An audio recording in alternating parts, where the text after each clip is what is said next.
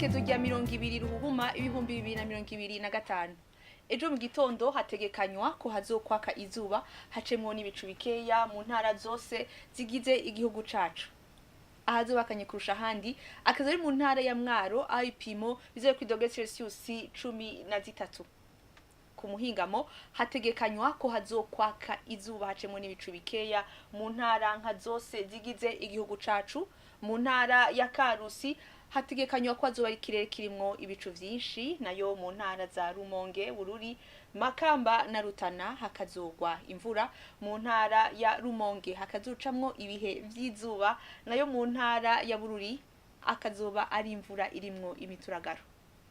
Ibipimo vy'ubushuhe biri hejuru kurusha handi bikazokibonekeza mu ntara ya Cibitoke aho bizoye ku dogere Celsius 31. Ejo mu gitondo hatekanya ko izuba izoseruka saa 12 zirenga iminota 10 rirenge saa 12 zirenga iminota 22 zo kumugoroba.